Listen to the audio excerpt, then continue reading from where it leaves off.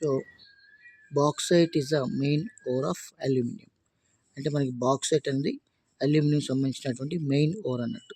So 50 to 70% of aluminium oxide, అంటే 50 నుంచి 70% aluminium oxide మనకి ఎక్కడ ఉంటుంది, బాక్సైట్లో ఉంటుంది అనమాట. ఓకేనా. So chemical formula is what, Al2O3 2H2O, right. So మనకి ఇక్కడ ఓర్స్, ఫార్ములాస్, మెటల్. సో పర్టికులర్గా మనకి టేబుల్స్లో కంపల్సరీ క్వశ్చన్స్ వచ్చే ఛాన్సెస్ చాలా ఉన్నాయి. Let us see ones. ఓకేనా. So bauxite Al2O3 2H2O, metal వచ్చేసి మనకి అల్యూమినియం అన్నట్టు. Okay. So next copper iron pyrites, అంటే CuFeS2. Cu అంటే కాపర్, దానికి కాపర్కి క్యూప్రమ్ అన్నట్టు లాటిన్ నేమ్. సో ఐరన్ అంటే Fe. ఓకేనా. లాటిన్ నేమ్ ఫెర్రమ్, అందుకే Fe అన్నట్టు. So copper iron pyrites FeS2. So మనకి మెటల్ వచ్చేసి కాపర్. So zinc blende, that is zinc sulphide, మనకి మెటల్ వచ్చేసి zinc. So magnesite MgCO3, this is a ore of magnesium. So Epsom salt MgSO4 7H2O, metal మనకి magnesium. Horn silver AgCl, metal Ag, silver. ఓకేనా. Silver అంటే మనకి ఇక్కడ argentum అనేది Latin name. Okay కదా, తెలుసు కదా. సో పైరులసైట్ మాంగనీస్ డయాక్సైడ్, మెటల్ వచ్చేసి మనకి మాంగనీస్. హెమటైట్ Fe2O3, దీన్నే మనం లోడ్ స్టోన్ అని కూడా చెప్తాం. ఓకేనా. Hematite Fe2O3, this is iron metal సంబంధించింది. So zincite zinc oxide, zinc metal. So rock salt sodium chloride, sodium metal. Cinnabar HgS Hg, అంటే మనకి మెర్క్యూరీ అన్నట్టు. ఓకేనా. సో మెర్క్యూరిక్ సల్ఫైడ్ని సినబార్ అంటారు, చాలా ఎగ్జామ్స్లో అడిగాడు ఇది. ఓకే. సో మనకి ఇక్కడ చూసుకుంటే మ్యాగ్నెటైట్, దిస్ ఇస్ Fe3O4. ఓకేనా. సో Fe3O4 ఈ మ్యాగ్నెటైట్, ఇది ఐరన్కి సంబంధించిన ఓవర్ అన్నట్టు, రైట్. సో హేమటైట్లో మనకి ఐరన్ బాగా ఎక్కువగా దొరుకుతుంది. సో మ్యాగ్నెటైట్ని లోడ్ స్టోన్ అంటాం. ఓకేనా, సారీ ఇందాక చెప్పాను. So magnetite is a ore of iron, right. Galena చాలా ఎగ్జామ్స్లో అడిగాడు. గెలీనా అంటే లెడ్ సల్ఫైడ్ PbS, మెటల్ వచ్చేసి Pb, లెడ్, దానికి ప్లంబం అంటాం Latin name.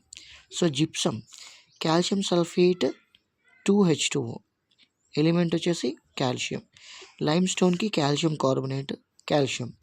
Carnallite KCl MgCl2 6H2O, metal వచ్చేసి magnesium. Ores of many metals are oxides and sulphides, అంటే చాలా మెటల్స్ సంబంధించి ఈ ఓర్స్ అన్నీ కూడా ఆక్సైడ్స్, సల్ఫైడ్స్ రూపంలో చాలా ఉంటాయి. ఓకేనా. సో ఆక్సిజన్ నుంచి సల్ఫర్ వరకు 16th గ్రూప్ ఎలిమెంట్స్ ఉంటున్నట్టు. ఓకేనా. పీరియాడిక్ టేబుల్లో 16th గ్రూప్ ఎలిమెంట్స్ని చాల్కోజన్ ఫ్యామిలీ అంటాం. చాల్కో అంటే ఓర్స్, జీనస్ అంటే ప్రొడ్యూస్. ఓకేనా. ఓర్స్ని ప్రొడ్యూస్ చేసే ఫ్యామిలీ కాబట్టి చాల్కోజన్ ఫ్యామిలీ అంటాం. అది పీరియాడిక్ టేబుల్లో 16th గ్రూప్ అన్నట్టు. Okay. So metals like potassium, sodium, calcium, magnesium and aluminium are so reactive that they are never found in the nature in free state. అంటే free స్టేట్లో ఈ sodium, తర్వాత potassium, sodium, calcium, magnesium, aluminium ఎప్పుడు కూడా free స్టేట్లో దొరకవు. ఎప్పుడు కూడా మనకి ఓర్స్ స్టేట్లోనే దొరుకుతూ ఉంటాయి. ఓకేనా. So metals like gold and argentum అంటే సిల్వర్. సో గోల్డ్, సిల్వర్ రెండు కూడా లీస్ట్ రియాక్టివ్ మెటల్స్, అందుకే ఇవి చాలా వరకు ఫ్రీ స్టేట్లో దొరుకుతాయి నేచర్లో. So metals like zinc, iron, lead are moderately reactive, చాలా మోడరేట్గా ఈ జింక్, ఐరన్, లెడ్ ఇవి మోడరేట్గా రియాక్టివ్గా ఉంటాయి. So they found in the earth as oxides and sulphides. ఏవి, జింక్, ఐరన్, లెడ్ ఇవి మనకి ఎక్కువగా ఆక్సైడ్స్, సల్ఫైడ్స్ రూపంలో దొరుకుతాయి. సో బేస్డ్ ఆన్ రియాక్టివిటీ చూసుకుంటే హై రియాక్టివిటీ మెటల్స్ మనం ఆర్డర్లో చూసుకుంటే ఇక్కడ potassium, sodium, calcium, magnesium, aluminium. ఒక కోడ్ కర్ణాటక సీఎం అందంగా ఉంటుంది అంటే KNACMGAL అన్నట్టు, ఇది ఒక చిన్న కోడ్. సో మోడరేట్ రియాక్టివిటీ ఉన్న మెటల్స్ని ఆర్డర్లో చూసుకుంటే మనకి ఫస్ట్ జింక్, తర్వాత ఐరన్, తర్వాత లెడ్, కాపర్.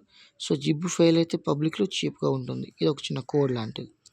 సో లో రియాక్టివిటీ ఉన్న మెటల్ చూసుకుంటే that is Hg, Ag, platinum, aurum అంటే గోల్డ్. Hg అంటే మెర్క్యూరీ, Ag అంటే అర్జెంటమ్ సిల్వర్, ప్లాటినం గోల్డ్. ఇవి మనకి లీస్ట్ రియాక్టివిటీ ఉన్నటువంటి మెటల్స్. ఈ 4 మెటల్స్ కూడా చాలా వరకి ఫ్రీ స్టేట్‌లో దొరుకుతాయి. చాలా సింపుల్‌గా ఎలాంటి ఓర్ మిక్చర్స్ లేకుండా దొరుకుతాయి అన్నట్టు. రైట్. ఇది ఒక చిన్న కోడ్ ఇక్కడ. ఓకేనా. So extraction of metals from the ores చూసుకుంటే మనకి మెయిన్లీ 3 స్టేజెస్ ఉంటాయి. అవి ఏంటంటమ్మా, concentration or dressing. Second step ఏంటి, extraction of crude metal. Next one is refining or purification of the metal. So ఇక్కడ ఓర్ చూసుకుంటే కాన్సన్ట్రేషన్ ఆఫ్ ది ఓర్ అనేది next step. So ఈ కాన్సన్ట్రేషన్ ఆఫ్ ది ఓర్ చూసుకుంటే దీనిలో మనకి 4 steps ఉంటాయి. ఏంటేంటి, first hand picking, second step washing, third one flotation, next one magnetic separation. So extraction of crude metal చూసుకుంటే ఇవి మనకి 2 రకాలుగా ఉంటాయి. ఏంటేంటి, ఒకటి మెటల్స్ ఆఫ్ హై రియాక్టివిటీకి ఒకలా ఉంటుంది, మెటల్స్ ఆఫ్ మీడియం రియాక్టివిటీకి ఒకలా ఉంటుంది. So metals of high reactivity చూసుకుంటే హాలైడ్స్ అండ్ ఆక్సైడ్స్ ఉంటాయి ఈ మెటల్స్ ఆఫ్ హై రియాక్టివిటీలో. సో వీటికి ఎలక్ట్రోలైసిస్ ఆఫ్ మాల్టెన్ ఓర్, అంటే ఓర్ని మనం మాల్టెన్ స్టేట్లో బాగా హీట్ చేసి లిక్విడ్ స్టేట్లో మార్చేస్తాం. That is called molten state అనమాట. So electrolysis of molten state చేసి తర్వాత ఈ మెటల్ని సోడియం, మెగ్నీషియం, అల్యూమినియం ఎట్సెట్రా ఇలాంటి మెటల్స్ ఈ ప్రాసెస్లో ఫాలో అవుతాయి. సో మనకు అక్కడ ప్యూర్ మెటల్ అని మన బయటకు వచ్చేస్తుంది. ఇక్కడ ఎలక్ట్రోలైసిస్ ప్రాసెస్ తర్వాత మెటల్ బయటకు వచ్చేస్తుంది. దేనిలో, మెటల్స్ ఆఫ్ హై రియాక్టివిటీలో. మరి ఇక్కడ చూసుకుంటే మెటల్స్ ఆఫ్ మీడియం రియాక్టివ్ చూసుకుంటే మనకి 2 రకాల ఓర్స్ ఉంటాయి.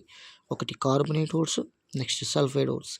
కార్బొనేట్ ఓర్స్నప్పుడు క్యాల్సినేషన్ ప్రాసెస్ చేస్తాం, సల్ఫైడ్ ఓర్స్నప్పుడు రోస్టింగ్ చేస్తాం. ఈ రెండు కూడా మీరు క్యాల్సినేషన్ ఉన్న రోస్టింగ్ అనేది ఏం చేస్తామంటే బర్నింగ్ చేస్తాం. బర్నింగ్ చేసినప్పుడు ఆక్సిజన్తో యాడ్ చేయడం, కాబట్టి ఆక్సైడ్స్ మనకు అక్కడ ఫామ్ అవుతాయి. ఆ మెటల్ సంబంధించిన క్యాల్సినేషన్ లేదా రోస్టింగ్ చేసిన తర్వాత ఆక్సైడ్స్ ఫామ్ అవుతాయి.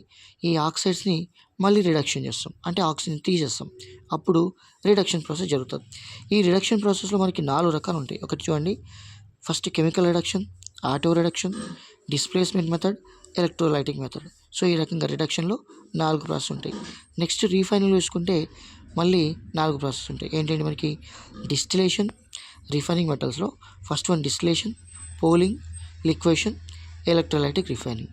సో ఈ స్టెప్స్ అన్నీ కూడా మనకి చాలా క్లియర్గా తెలుసుకుంటే మనకి మెటలర్జీ చాప్టర్ చాలా బాగా అర్థమవుతుంది. ఓకేనా. సో దీనికి నెక్స్ట్ పార్ట్ 3 కూడా ఉంటుంది. వీడియో నచ్చితే లైక్ చేయండి, సబ్స్క్రైబ్ చేయండి, అవసరం ఉన్న వాళ్ళకి, నచ్చిన వాళ్ళు మిగతా వాళ్ళందరికీ కూడా షేర్ చేయండి. ఓకేనా.